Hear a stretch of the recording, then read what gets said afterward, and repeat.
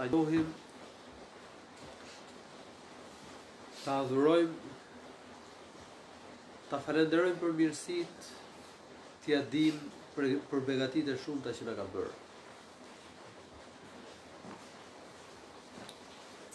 Një nga mirësitë e mëdha që na ka bërë Allahu subhanahu wa taala është shëndeti. Në ditët e fundit, njerëzit përjetojnë sprovën e përhapjes së smundjes së koronavirusit. Një smundje që ka shqetësuar mbar njerëzit.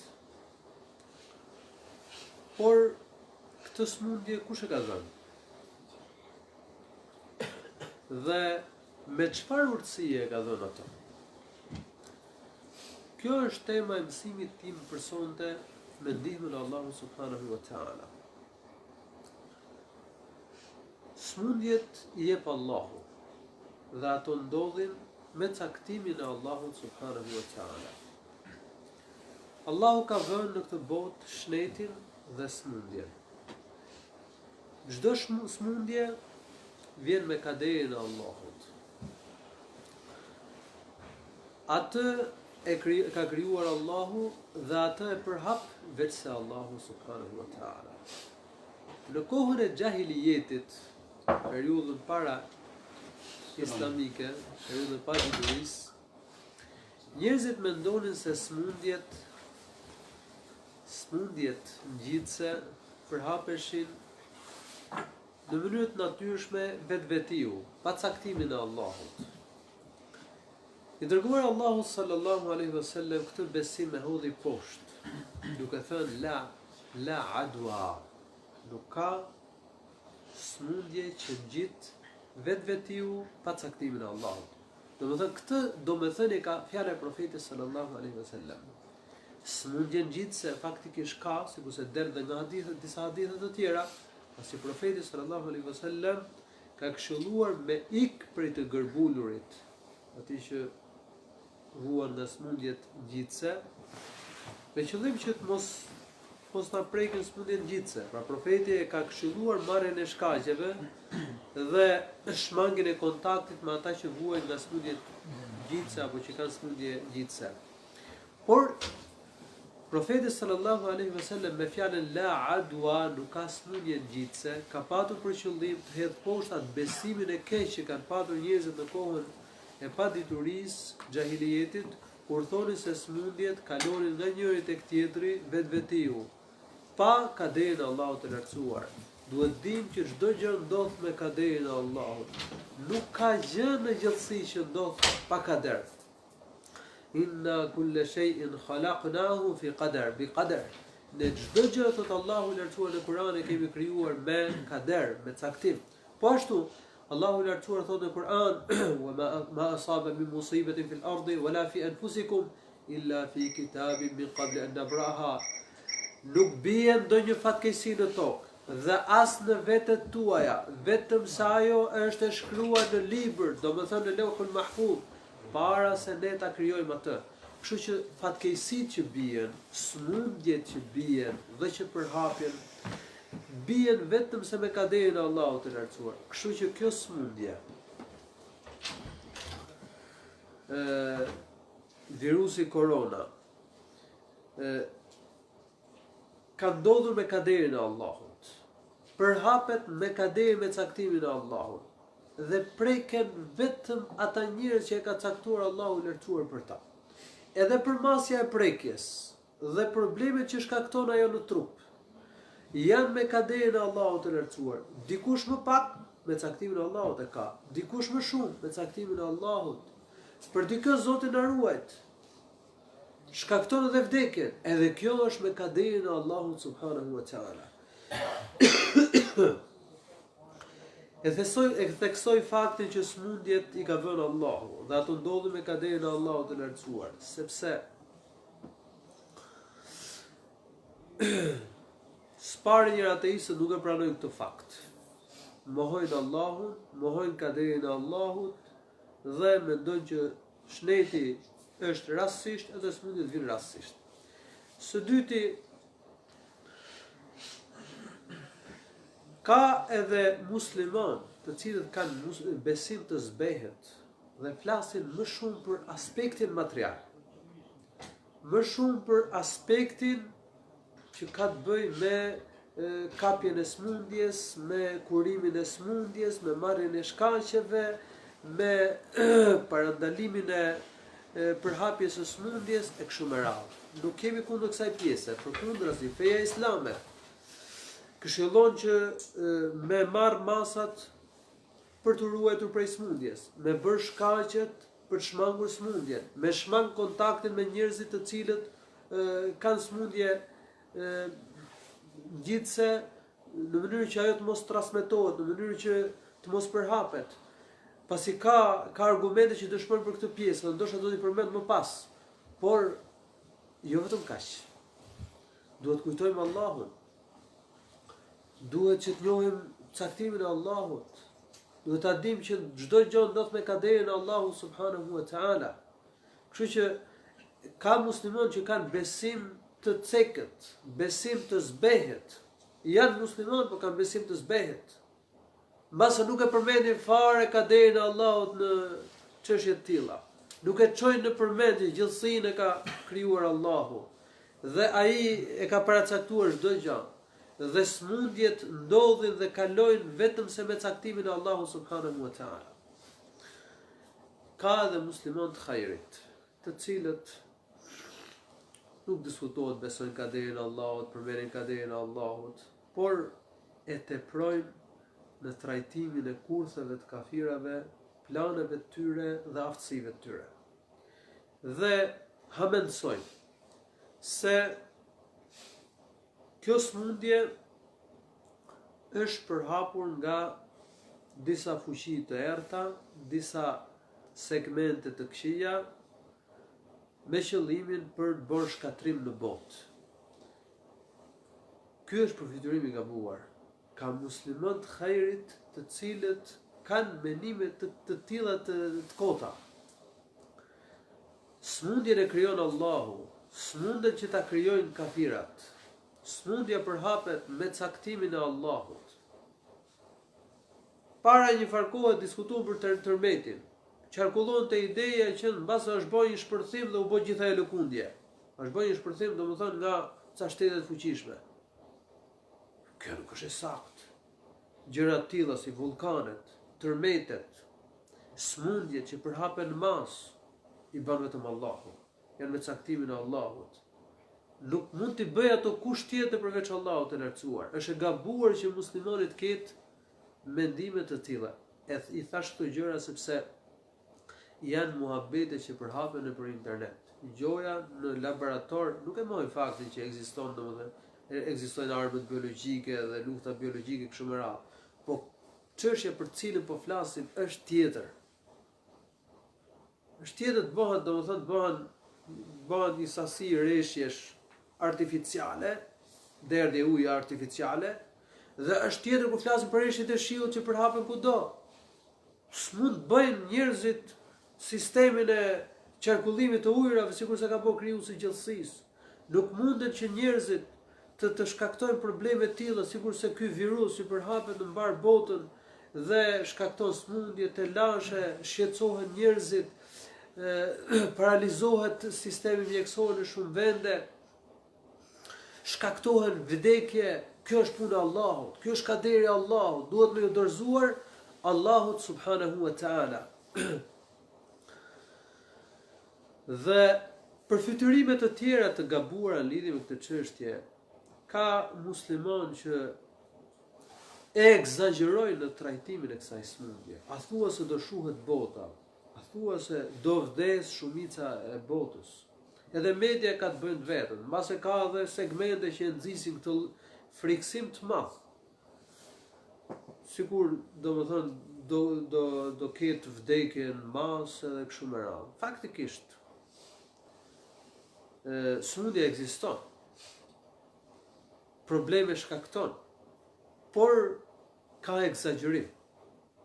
Është një viroz, është një grip.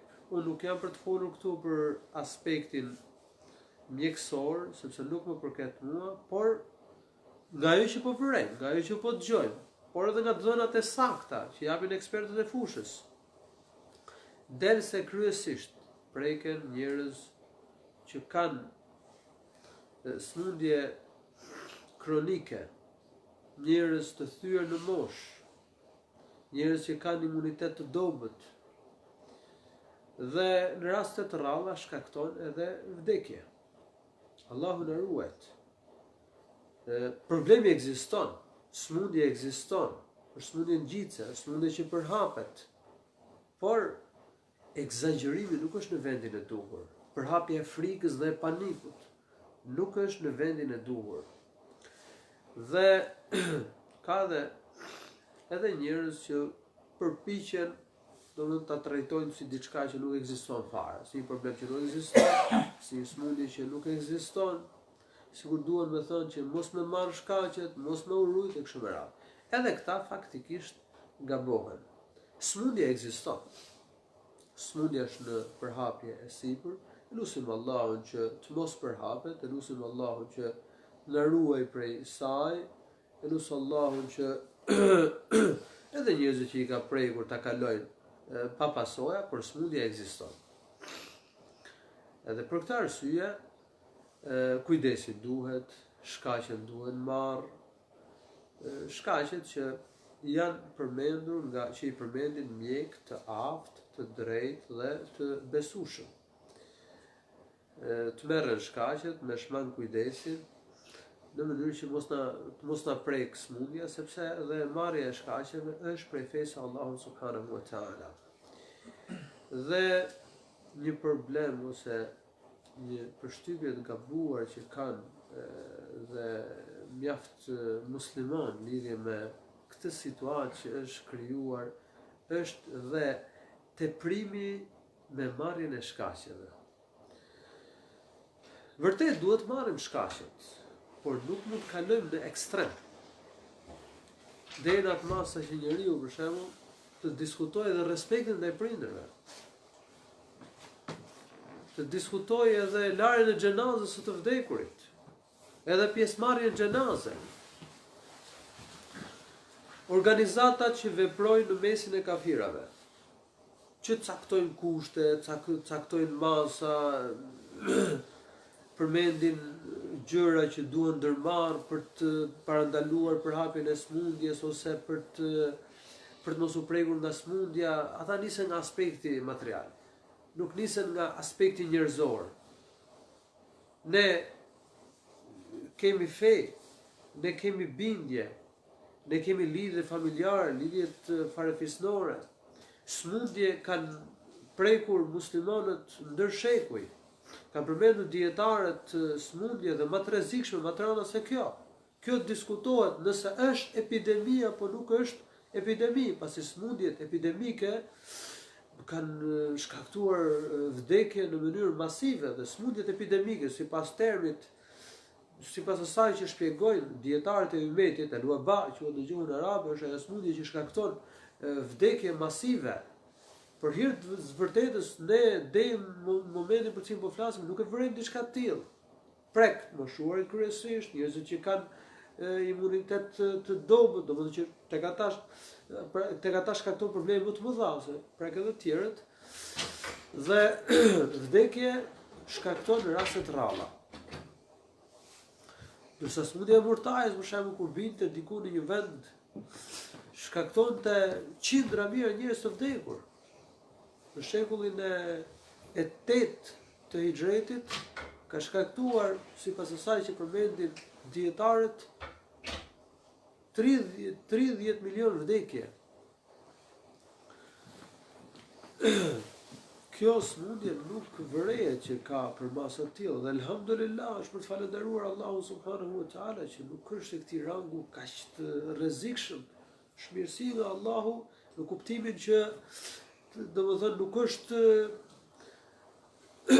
bajron se ç'është, se dhe për këtë duhet me falendëruar Allahun. Se mund të ishte bajron se kaq, mund të shkaktonte vdekje dhe më të rënda se kaq. Duhet të themi fjalë që kanë rënë smundje të rënda ndër shekuj dhe muslimanët nuk kanë braktisur pritjet e tyre, sikurse ndodh në disa vende në kohën tonë.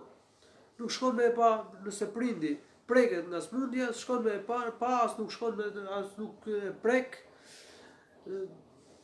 mendohet që nuk do të lejohet as të laj xhenazën, as të rregulloj xhenazën, as të afal xhenazën, as ta shoqëroj për në varreza.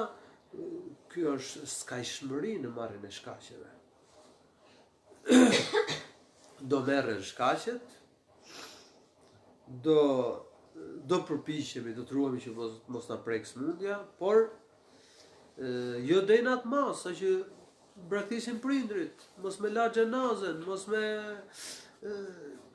marr pjesë në xhenazë, e kështu me radhë, janë ca rregulla të cilat kanë ekzistuar, janë zbatuar nga muslimanët edhe pse ka patur domethënë smundje epidemike.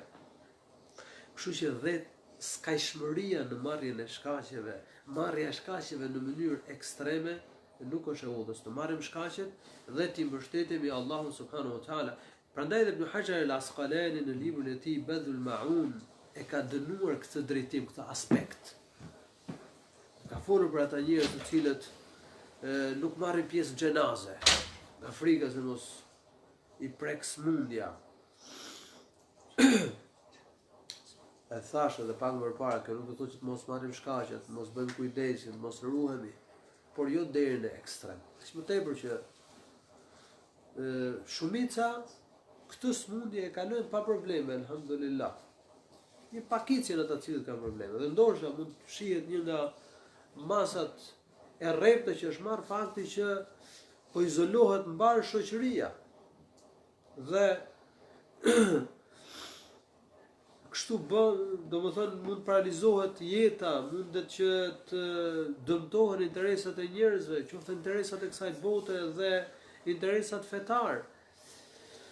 Ndërkohë që mund të ishte më udhës që njerëzit në përgjithësi të ishin në lëvizje, njerëzit e shnetshëm, njerëzit që nuk vuajnë nga ndonjë smundje, për cilët rreziku është më i vogël ose nuk ekziston, dhe njerëzit që rrezikojnë më shumë, ata të ruheshin. Ata të tërhiqeshin. Ata të bënin kujdes, të shmangin kontakt me pjesën tjetër të shoqërisë, derisa të kalojnë kjo smundje, edhe të ruhen njerëzit. Gjithsesi ca gjëra nuk janë dorën tonë me fjalë, por dhe skajshmëria ekstreme në marrjen e shkaqeve nuk është e saktë. Marrim shkaqet një masë logjikshme, të arsyeshme, pa bërë që të humbin interesa të tjerë më të mëdha, pa shkaktuar dëme që janë më të mëdha, dhe që mbështetemi Allahun subhanahu wa taala. Skajshmëria dhe ekstreme në marrjen e shkaqeve mund të tregojë dhe mungesë mbështetje tek Allahu i lartësuar ose dobësi në mbështetjen tek Allahu i lartësuar. Nuk ndodh gjë pa kaderin e Allahut. Nuk mund të vdes njeriu pa caktimin e Allahut subhanahu wa taala. Nëse njeriu do të shpëtojë një shkak, mbase nuk i shpëton një shkaku tjetër. Prandaj dhe sahabët kur nisën me Umar ibn Khattabi radhiyallahu anhu, disa prej tyre qenë mendimit që nuk ndodh sa herë që do të caktojnë Allahut, të mbështeten me Allahut dhe të shkojnë në Sham. Umar radhiyallahu anhu pa interesin e muslimanëve. Dhe mori sebebin që të mos shkonin në një vend ku mund të prekeshin nga smundja epidemike, nga smundja mortale, dhe u kthyen me muslimanët. Qëndrimi i sahabëve, muhaxhirëve dhe ansarëve, një pjesë e muhaxhirëve, një pjesë e ansarëve, sahabë të nderuar, që me shkuën në Sham, me mbështet Allahut. Qëndrimi i Umerit dhe i sahabëve të tjerë ishte që të ktheheshin. Qëndrimi i këtyre që thanë me u kthy, që qëndrojnë në përputhshmëri me atë që kishte dërguar Allahu të lartësuar, mos me shkuar në një vend në cilin ka rënë smundja e mortajes. Por qëndrimi i atyre sahabëve me u mbështet në Allahun nuk duhet të shpërfillet. Dhe dietarët kanë nxjerrë si një mësim nga kjo që dhe skajshmëria dhe ekstremi në marrjen e shkaqeve nuk është i saktë. Nuk duhet që t'i lëmë shkaqet, t'i veprojmë shkaqet, por të mos kalojmë në ekstrem me veprimin e shkaqeve. Kalojmë ke pjesa tjetër e mësimit tim që është urtësia e smundjeve dhe në mënyrë të veçantë kësaj smundje që ka rënë dhe është në përhapje e sipër, Allahu i lartësuar na ruaj prej saj. Spari, Allahu i lartësuar lëshon smundjet që njerëzit të njohin Allahun,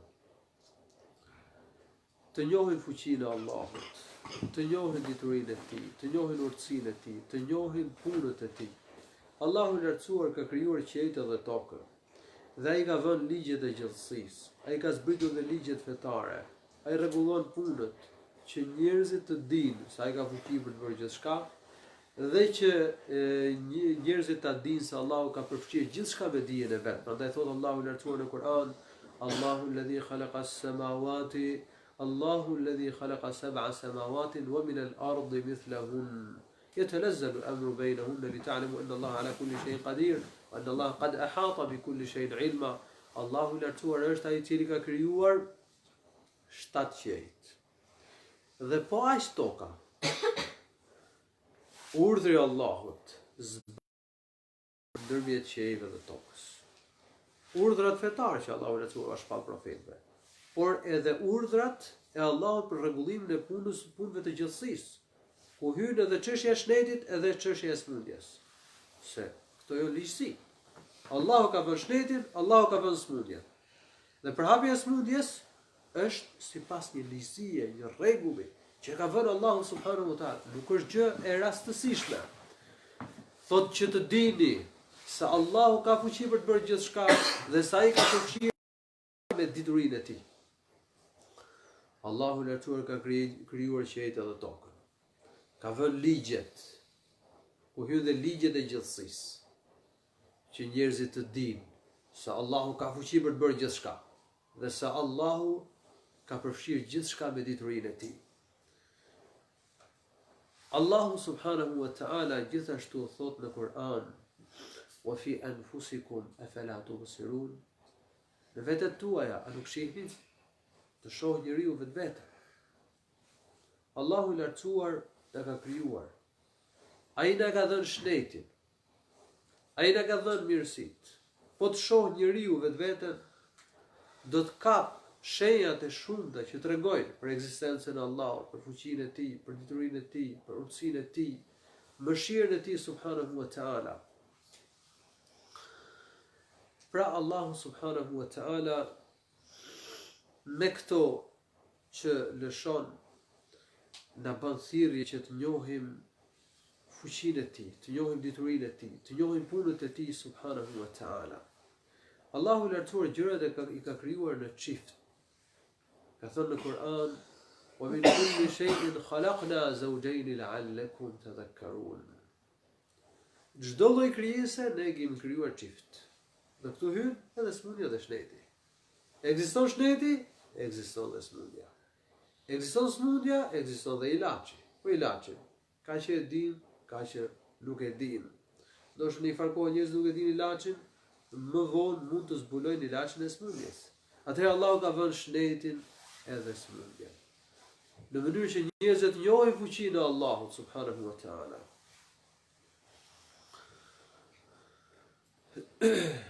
Jetojmë në një kohë kur një pjesë e njerëzve nuk e pranojnë ekzistencën e Allahut, nuk e njohin Allahun.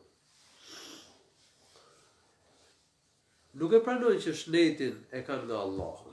Nuk e pranojnë që smundjen e krijon Allahu, që smundja ndodh me caktimin e Allahut subhanahu wa ta'ala. Dhe Allahu i lartësuar lëshon smundjet që njerëzit njohin Allahun, njohin fuqinë e Tij, njohin diturinë e Tij, njohin punët e Allahut të lartësuar, që njerëzit kuptojnë se gjithësia nuk u bë rastësisht. Gjallësat nuk kanë ardhur rastësisht, sikur se thon kafirat e shkencës. Organet në trupin e njeriu nuk janë vënë rastësisht. Shëndeti nuk është bërë rastësisht. Dhe smundjet nuk lindin rastësisht. Hapen rastësisht. Kjo gjë kuptohet shumë qartë, sidomos tashmë që nuk din çfarë të bëjnë. Nuk kanë ilaç për frenimin e përhapjes së kësaj smundje. Tashmë që është paralizuar sistemi mjekësor në shumë vende, nuk arrin të përballojë fluksin e njerëzve që janë prekur nga kjo smundje dhe vuajnë prej saj.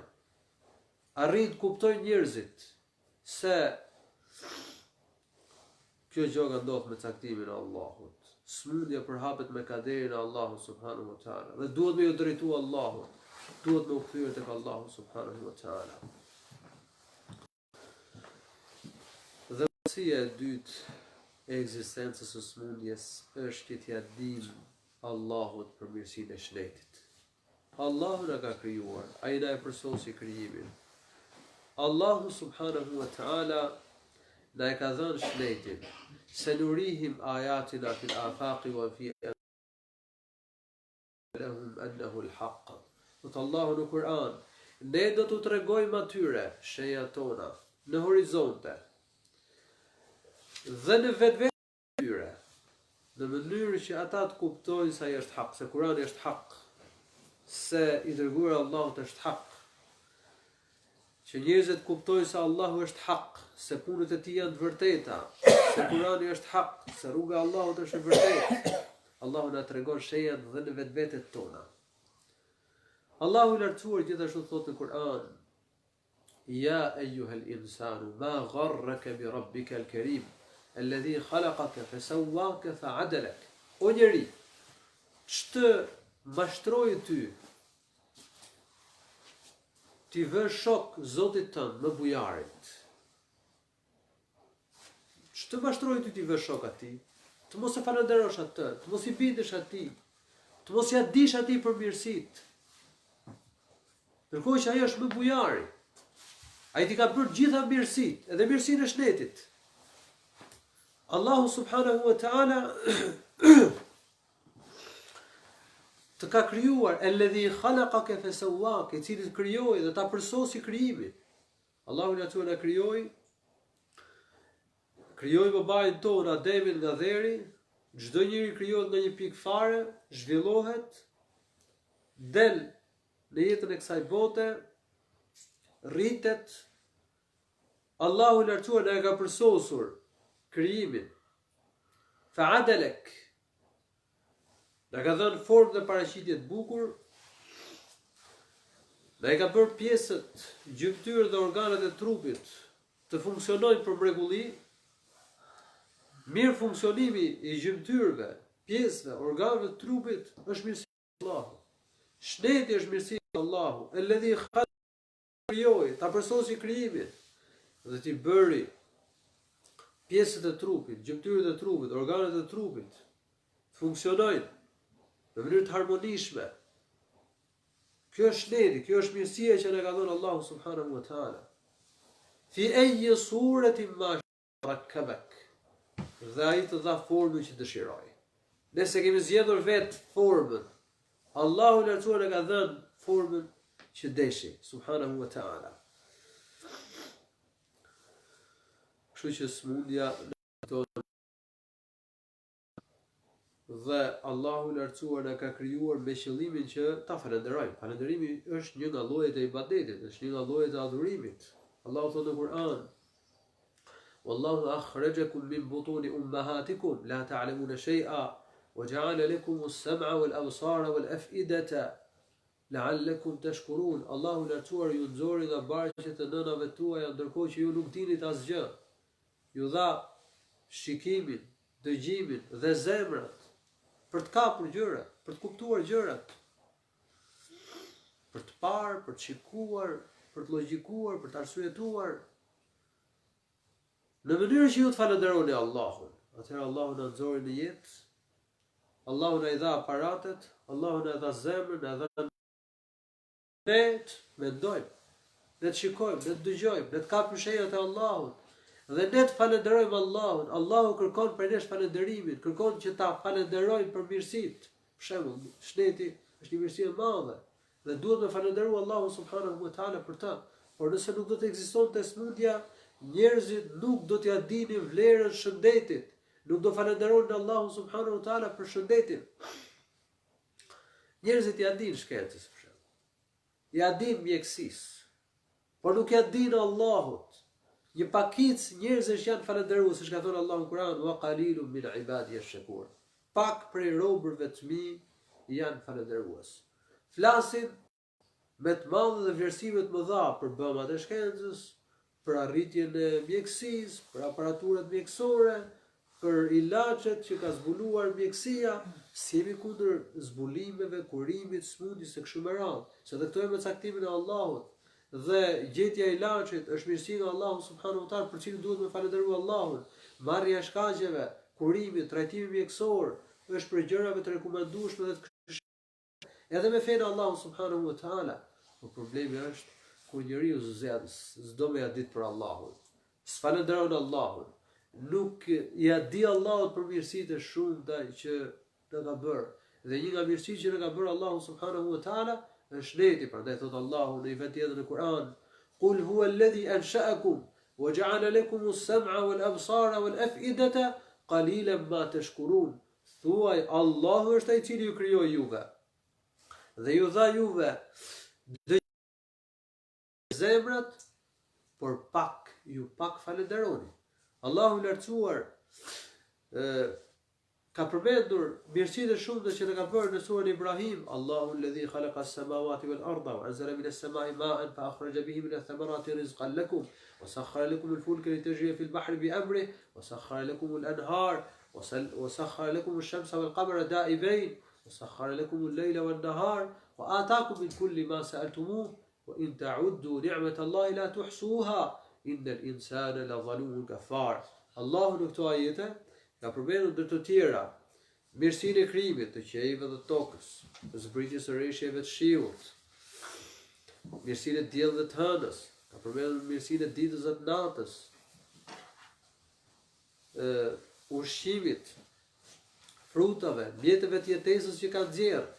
Ka përmendur gjithashtu Allahu subhanahu wa taala dhe faktin që sikur ti numëroni mirësitë e Allahut, nuk do mundeni që ti llogarisni ato.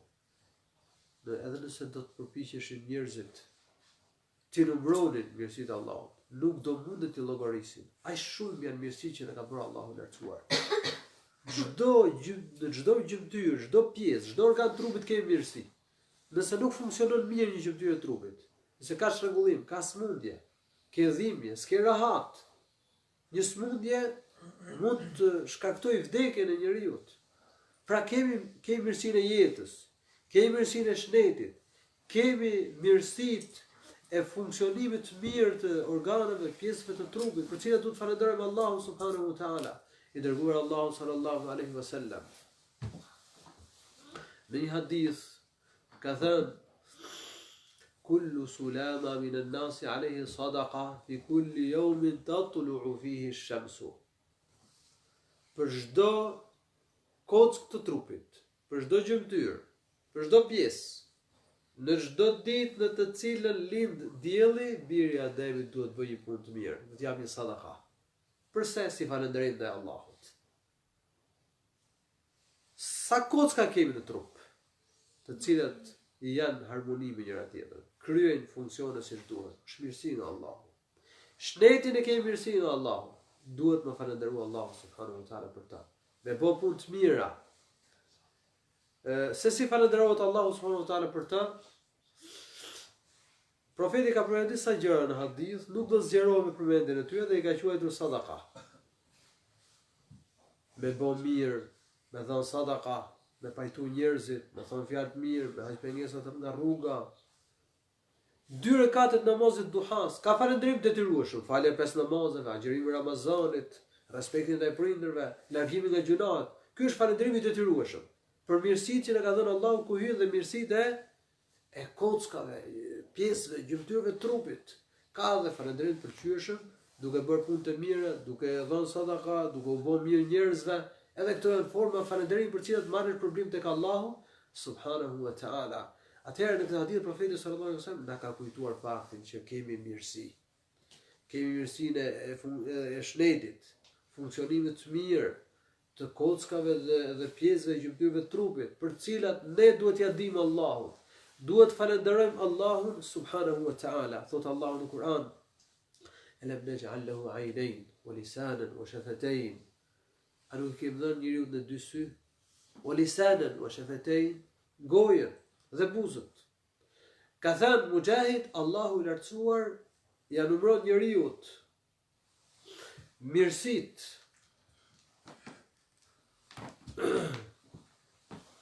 duhet kërkuar nga njeriu që t'i miratoj. As kemi dhënë këta, Allahu na ka dhënë syt, Allahu na ka dhënë gojën, Allahu na ka dhënë veshët, Allahu na ka dhënë mendjen, Allahu na ka dhënë shnetin. Allahu, pra ka thënë Mujahid, Allahu ja përmend njeriu këtë mirësi. Që njeriu të falenderojë Allahun subhanahu wa taala. Përmendet se Fudayl ibn Iyad, Allahu më mëshiroft, ka kënduar këto ajete dhe ka qarë. Pyetëm pse po qarë? Tha, a ka ndodhur një natë që të kujtosh këtë mirësi dhe të falenderosh Allahun për të? Të kujtosh këtë mirësi tjetër dhe të falenderosh Allahun subhanahu wa taala për të? I dërguar Allahu sallallahu alaihi wasallam thot në një hadith: "Men asbaha aminan fi sirbi, mu'afan fi jasadi, wa 'indahu qutu yawmi, fa ka'annama hizat lahu ad-dunya bihadhafiriha." Thot i dërguar Allahu sallallahu alaihi wasallam, kush është gdhir, shëndet në trup, Allahu i lartësuar, men asbaha aminan fi sirbi, kush është gdhir, i sigurt në vetvete. Ky është një shpjegim. Shpjegimi i dytë, i sigurt në shtëpinë e vet. Shpjegimi i tretë, i sigurt në familje, gruaja dhe fëmijët. I sigurt në rrugën e vet. Ja dhon gjithë ato kuptime. Ka siguri. Mirësia e parë siguria. E dyta thot ka shnet në trup. Kush është gdhir i sigurt vetvete ose në shtëpinë e vet. I shnetshëm në trup. Nuk vuan në smundje. Kjo është mirësia e dytë, mirësia e shnetit. Dhe mirësia e tretë, wa indahu qutu yawmi, dhe ka ushqim sa për një ditë.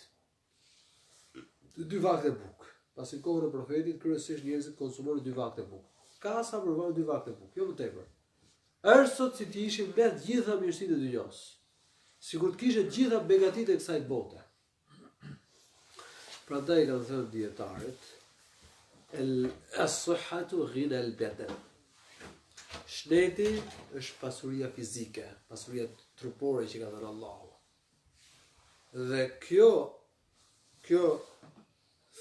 pasuri, kjo mirësi që është shneti, nuk mund krahasohet me asnjë lloj pasurie. Syri nuk ka çmim. Një njeri me mend, domethënë mund ta shes syn me çfarë do lloj pasurie? S'mund ta shes. Mbretënie, pozite, nuk e shet. Është mirësi që nuk ka çmim, nuk mund zëvendësohet me asnjë lloj pasurie. Veshi, të folurit, shëndetin trup. Prandaj kanë thënë as-sihhatu ghina al-badan.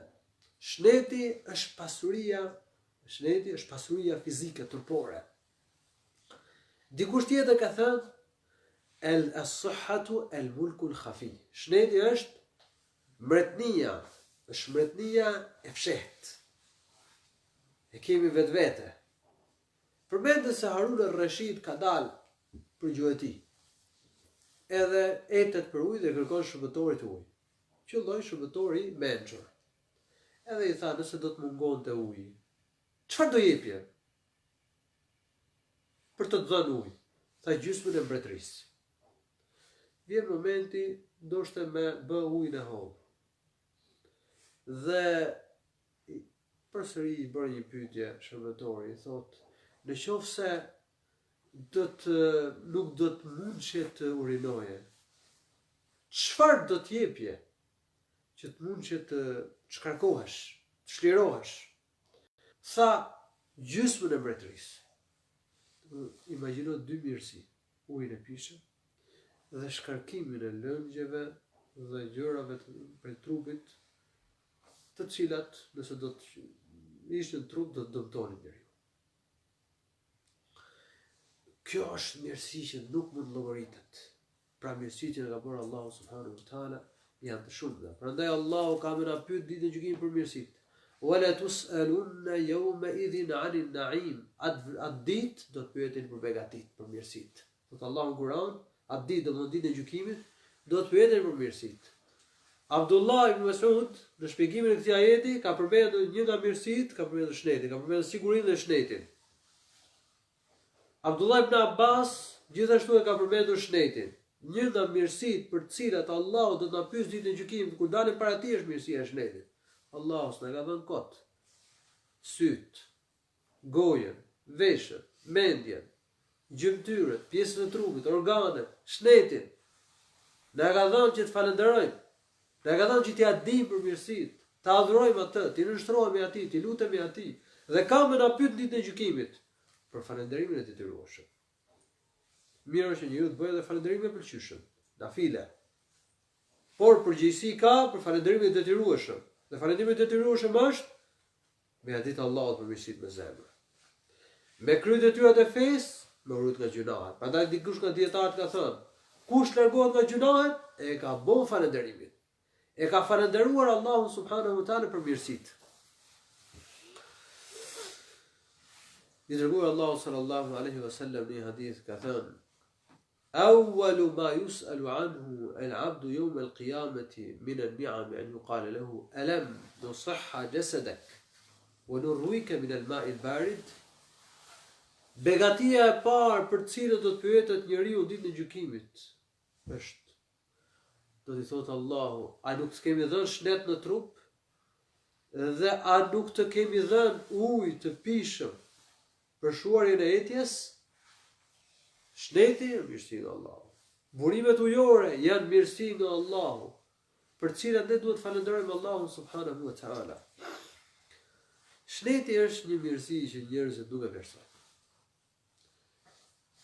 Imam al-Bukhari ka sjellë në Sahihun e tij nga Abdullah ibn Abbas radhiyallahu anhu se i dërguar Allahu sallallahu alaihi wasallam ka thënë: "Ni'matani maghbunun fihima kathirun min an-nas, as-sihhatu wal-faragh." Dy mirësi nuk i vlerësojnë shumë njerëz. Shneti dhe koha e lirë. Kur bie smundja, ja din njerëzit vlerën e shnetit. Po të mos ekzistonte smundja, s'do falenderonin njerëzit për shnetin. Prandaj, kur zgjohemi nga gjumi, pëlqehet që të bëjmë dhikrin. Alhamdulillahi alladhi afani fi jasadi wa radda alayya ruhi wa adhina li bi dhikri. Falënderimi i takon Allahut i cili më ka dhënë shëndet në trup. Afani fi jasadi wa radda alayya ruhi. Më ka kthyer shpirtin, sepse gjumi është një farë vdekje. Edhe ka një farë shkëputje të shpirtit me trupin. Jo shkëputje plot, po ka një farë shkëputje. Edhe kur njeriu zgjohet nga gjumi, i kthehet. Kur Allahu e zgjon njeriu nga gjumi, i kthehet shpirti. Radda alayya ruhi wa adhina li bi dhikri. Dhe Allahu i lartësuar më ka lejuar që unë ta përmend atë. Kemi mirësinë e shnetit. Dhe kur zgjohemi nga gjumi, e kujtojmë këtë, duke falënderuar Allahun, duke thënë alhamdulillah. Falënderimi takon Allahut, i cili më dha shëndet në trup. Po kur ta themi këtë fjalë, ta ndjejmë. Ta ndjejmë çfarë po themi, ta dim kuptimin e saj. Falënderimi takon Allahut, që më dha shëndet në trup. Dhe prandaj një pjesë e lutjeve që bërë në profetit sallallahu alaihi wasallam ishte lutja për shëndet. Që Allahu ta ruaj nga smundja, ta ruaj nga të këqijat. Kështu që këtu ja vlen të përmendim si një nga urtësitë e smundjeve që njerëzit i lutën Allahut. Allahu i lartësuar i vën njerëzit në vështirësi. Ose u jep smundje që ata t'i drejtohen atij me lutje. Që t'i përulen Allahut, t'i nështrohen Allahut, kthehen tek Allahu, të adhurojnë Allahun subhanahu wa taala. Dhe thelbi i adhurimit është lutja. Kur përhapet një smundje, njerëzit do i lutën Allahut që t'i ruajë nga smundja, sidomos kur paralizohet mjekësia. Çka të bëjnë? Kujt i drejtohen? I drejtohen Allahut. Do t'i lutën Allahun subhanahu wa taala. Edhe ateistët, momentin kur e shohin vetë rrezik, e deklarojnë atë që fshehin vetvete, do t'i drejtohen Allahut, do t'i lutën Allahun subhanahu wa taala. Që një nga urtësitë e ekzistencës së smundjes dhe përhapjes saj është që njerëzit i lutën Allahut, njerëzit kthehen tek Allahu. që njerëzit të nështrohen Allahut subhanahu wa taala, po të mos kishe vujtje, mos kishe vështirësi, mos kishe smundje, mos kishe vdekje, njerëzit do të kultivonin djejat e Firaunit. Unë jam Zoti juaj më i lartë, do silleshin arrogant, do shtypnin njëri tjetrin, sikur se ndodh me arrogantët, me një mëdhejt që nuk nështrohen Allahut, nuk e përulën Allahut, nuk do t'i luteshin Allahut, nuk do madhrohen Allahut, nuk do t'i bënin ibadet Allahut subhanahu wa taala. Prandaj profeti ka këshilluar me ju lut Allahut për shëndet. Ebu Bekr as-Siddiq radhiyallahu anhu ka treguar se profeti sallallahu alaihi wasallam është ngjitur minber kaqar dhe ka thënë: "Selullaha al-afia, fa innahu ma u'ti ahadun ba'da al-yaqini khayrun min al-afia." I është drejtuar profeti muslimanëve dhe ka thënë: "Luteni Allahun për shëndet, për shpëtim nga të këqijat, që Allahu të ruaj nga të këqijat dhe nga smundjet, sepse njeriu pas bindjes, me pas bindje që ka Zot, ka ditë gjykimi, ka xhenet, ka xhehenem, gjëra ndodhen me kaderin e Allahut, çdo gjë kemi mirësi nga Allahu. Kjo është bindje. Pas bindjes, njeriu nuk jepet mirësi më e madhe se sa shneti. Me pas shnet, mos me qenë i smur, që Allah të ruaj nga smundjet dhe nga të këqijat.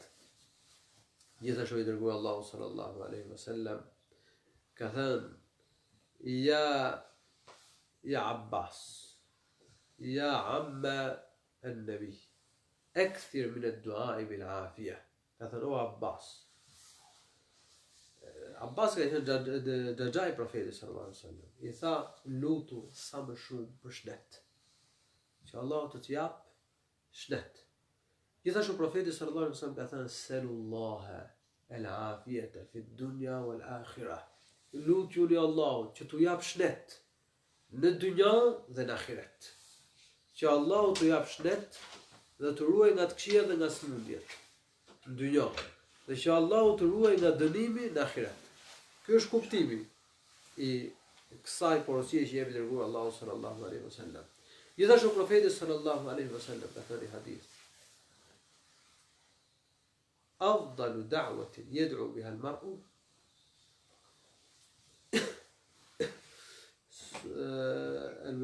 sualu al-mu'afa fi dunya wal akhirah. Ka thënë lutja më e mirë që bën njeriu është me lut Allahut që t'i jap shëndet dhe ta ruaj nga të këqijat në dynjë dhe në ahiret. T'i jap shëndet dhe ta ruaj nga smundjet, dhe ta ruaj nga të këqijat në dynjë dhe në ahiret. I dërguar Allahu sallallahu alaihi wasallam i lutej Allahu çdo mëngjes dhe çdo mbrëmje që t'ia ruante shëndetin, ta ruante nga të këqijat, ta ruante nga smundjet. Abdullah ibn Umar radhiyallahu anhu ka treguar se i dërguar Allahu sallallahu alaihi wasallam këtë lutje nuk e lindte pa e thënë çdo mëngjes dhe çdo mbrëmje. Allahumma inni as'aluka al-'afwa wal-'afiyata fi ad-dunya wal-akhirah. Allahumma inni as'aluka al-'afwa wal-'afiyata fi dini wa dunyaya wa ahli wa mali. Allahumma astur 'awrati wa amin raw'ati. Allahumma ihfazni min bayni yadayya wa min khalfi wa 'an yamini wa 'an shimali wa min fawqi wa a'udhu bi'azamatika an uqtala min tahti. O Allah, të lutem, më ruaj shëndetin, më ruaj nga të këqijat, më ruaj nga smundjet, në dynjë dhe në ahiret. Më ruaj nga dënimi në dynjë dhe në ahiret. El-afia i përfshin gjitha këto, që Allahu të ruaj shëndetin, të ruaj nga smundjet, të ruaj nga të këqijat, të ruaj nga dënimi në dynjë dhe në ahiret. Allahumma inni as'aluka al-'afwa wal-'afiyata fi dini wa dunyaya wa ahli wa mali. O Allah, të lutem, më jep shëndet dhe më ruaj nga të këqijat dhe nga dënimi, nga smundja, nga të lashët dhe të këqijat në fenë time, në dynjon time, çështjet e dynjos, jetesës së kësaj bote. Familjen time dhe pasurinë time, më ruaj nga të këqijat. Familjen time, pasurinë time, fenë time dhe dynjon, aspektin e kësaj bote, jetesën e kësaj bote. Dhe pastaj vazhdon lutja. Profeti sallallahu alaihi wasallam gjithashtu lutej: Allahumma inni a'udhu bika min zawali ni'matik wa tahawuli afiyatik wa fujaati ni'matik wa jami'i sakhatik. O Allah, të lutem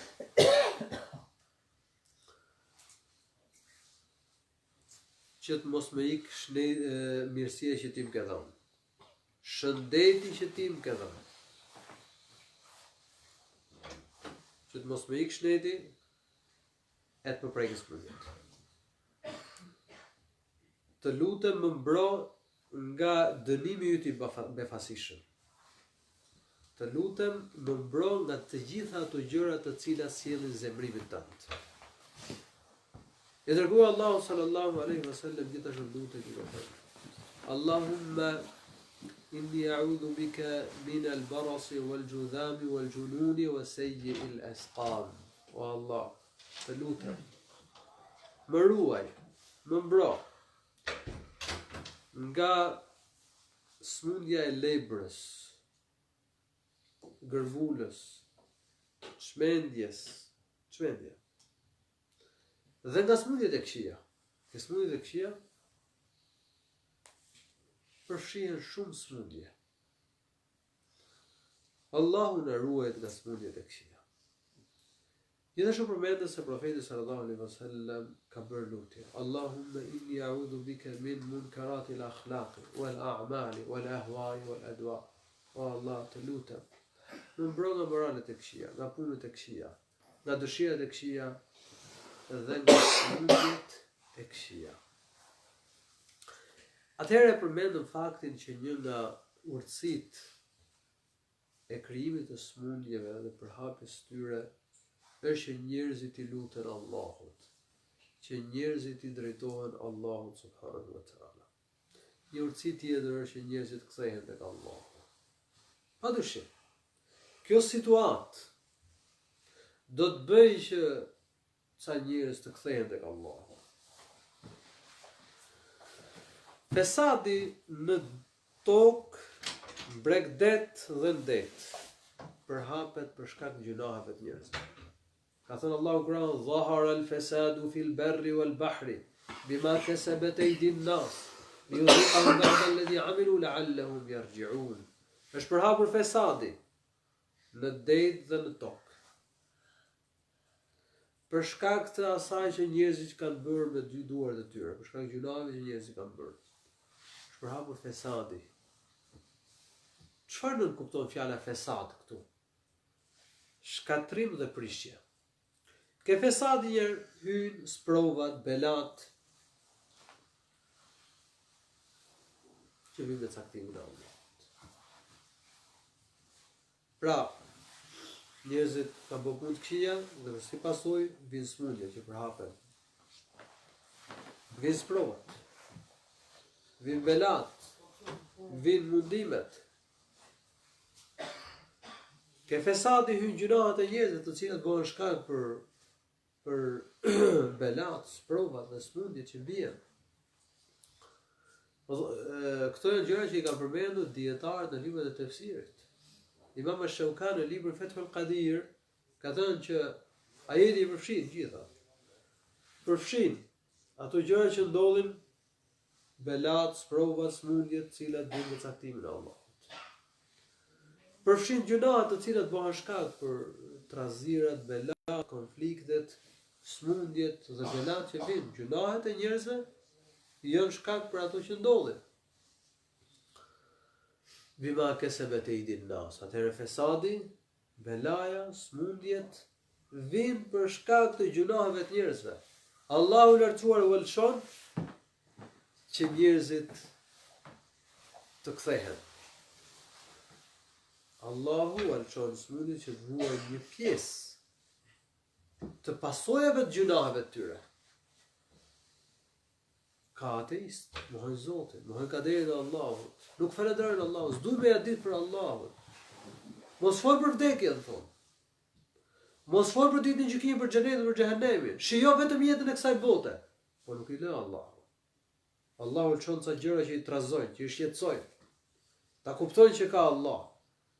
Ta kuptojnë që janë rob të Allahut, janë dorë të Allahut dhe duhet kthehen tek Allahu i lartësuar. Liyudhiqahum ba'da alladhi 'amilu. Që ti bëj ata të vuajnë një pjesë, jo të gjithë pasojave të gjunaheve. Po një pjesë të pasojave të gjunaheve, që janë smundjet për shembull. La'allahum yarji'un, në mënyrë që ata të kthehen tek Allahu. Kthehen tek Allahu, të kthehen besimit. Besojnë Allah dhe të besojnë ditën e gjykimit. Besojnë Allahut, të besojnë librin e Allahut, të ecin rrugën e Allahut. Na ka krijuar të bëjmë ibadet, falim namaz, të ruhen nga gjunahet. Ky është kthimi tek Allahu subhanahu wa taala, dhe padyshim. Ca njerëz do kthehen, i thrasin mendjes. Allahu thot në Kur'an: "Wa ma asaba min musibatin fil ardi wala fi anfusikum." Ma asaba min musibatin illa bi idhnillah. Nuk ndodh asnjë lloj fatkeqësie vetëm me lejen e Allahut, vetëm me caktimin e Allahu subhanahu wa taala.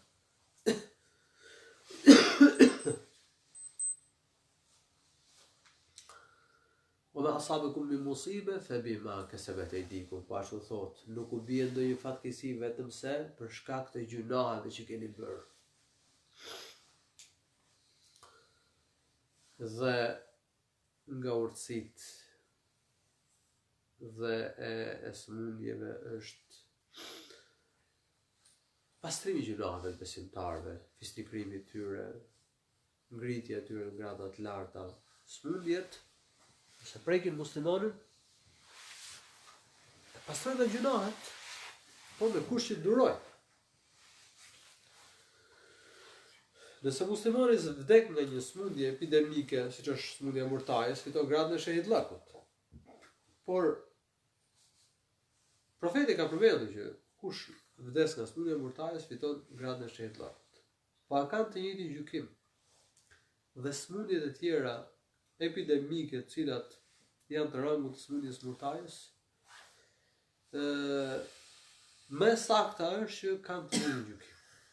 Dhe kur vdes nga një smundje epidemike, që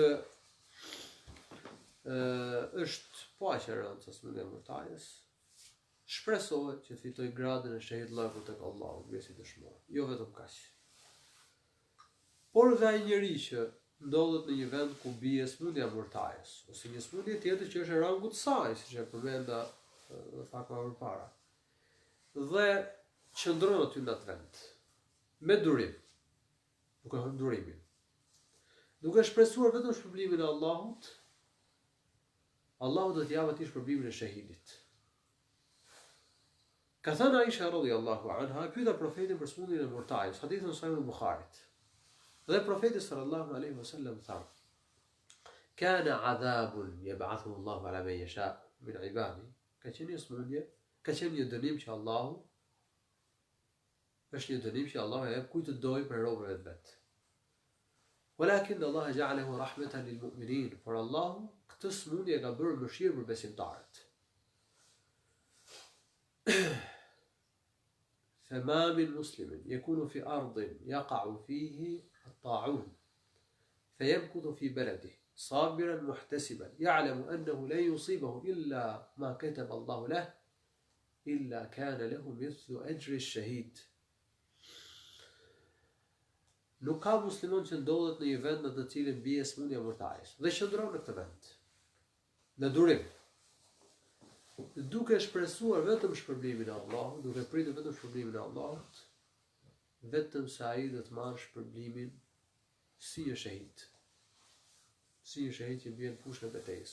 Kanë thënë dietarët, nëse njeriu qëndron në vendin ku ka rënë smundja, dhe nuk ikën prej këtij vendi, do të marrë shpërblim si shpërblim, flasim për smundjen e murtajës.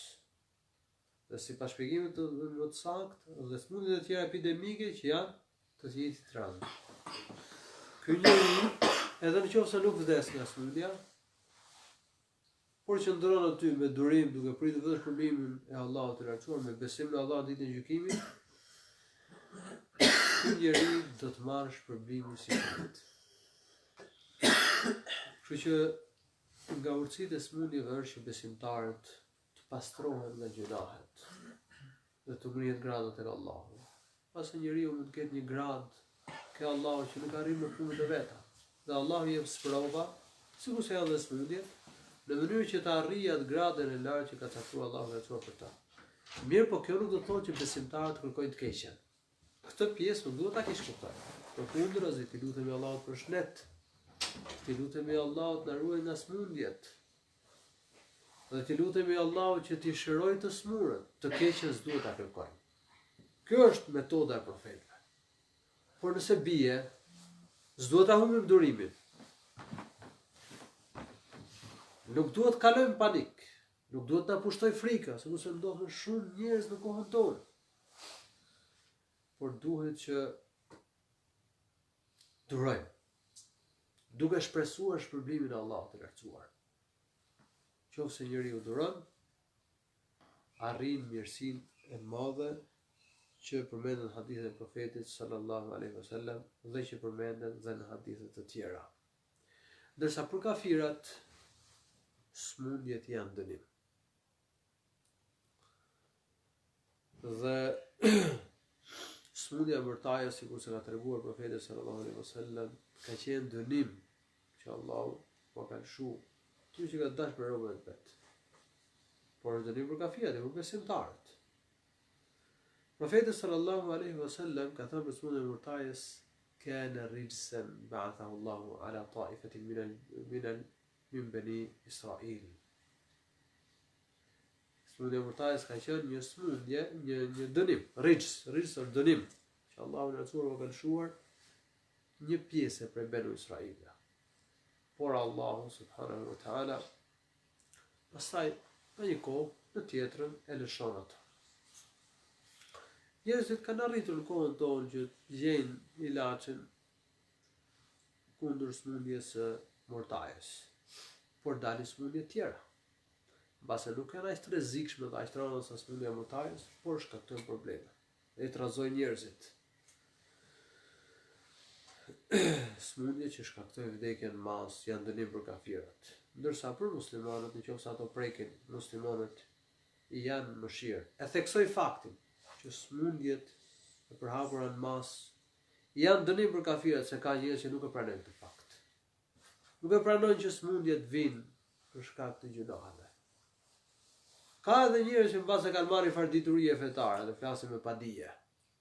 Flasin a thua se po flet një ateist apo një kafir. Nuk e pranojnë që smundjet vinë për shkak të gjunaheve. Nuk e pranojnë që smundjet e përhapura në masë janë dënim për kafirat. Sikur s'kan lexuar Kur'anin në cilin Allahu i lartësuar thotë: "Wa ma asabakum min musibe fa bima kasabat aydikum." Çdo smundje që ju vjen për shkak të asaj që keni bërë me duart e tyre, tuaja. Pra, për shkak të gjunaheve tuaja. Sikur nuk kanë kënduar ajetin e Kur'anit në cilin Allahu i lartësuar ka përmendur disa shenja që u dha njerëzve në kohën e Musait alayhi salatu wassalam, popullit Firaunit. Dhe një prej tyre ka qenë gjaku, që u rrithte pa pushim nga hundet e tyre. Kështu si pas shpjegimit që kam bërë disa komentues të Kuranit. Arsalna alihim at-tufana wal-jarada wal-qummala wad-dafadi'a wad-dama ayatin mufassalat fastakbaru wa kanu qawman mujrimin walamma waqa'a alihim ar-rijzu. Kur ra dënimi, ar-rijz është dënimi. Allahu i lartësuar ka përmendur disa shenja. Një prej tyre është gjaku, kjo lloj smundje që u ra. Edhe ka quajtur pastaj rijz, dënim. Në gjithashtu ka thënë walamma waqa'a alihim ar-rijz. Kur ra dënimi. Ka njerëz në kohën tonë që flasin në emër të fesë. Mashtrues kuptohet. Se pranojnë që smundjet e përhapura në masë janë dënim për kafirat. Sakta është që pranohet kjo gjë, sepse kjo del nga ajetet e Kuranit dhe kjo del edhe nga hadithet e profetit sallallahu alaihi wasallam. Por shpresojmë që të ketë për kafirave, të cilët do të udhzohen. Ne lutim Allahun që t'i udhzojë, e të kthehen fenë Allahut subhanahu wa taala. Por nuk mund ta mohojmë faktin që është dënim nga Allahu subhanahu wa taala për ta, dhe ata që do të dëshirojë Allahu kanë me u kthy në fenë e Allahut, kanë me u nështruar Allahun subhanahu wa taala. Natyrisht, smundjet kanë edhe urtësi të tjera. Përmenda pak urtësi të smundjeve, por urtësitë e Allahut të lartësuar nuk mund të numërohen. Ka dhe urtësi të cilat ne nuk e dim. Elus Allahun që të na ruaj nga të këqijat, të na ruaj nga smundjet, e lutem Allahun që këtë sprovë ta kalojnë muslimanët pa pasoja apo me sa më pak pasoja, e lutem Allahun të bëjë të dobishme këto që thash. والحمد لله رب العالمين وصلى الله وسلم وبارك على نبينا محمد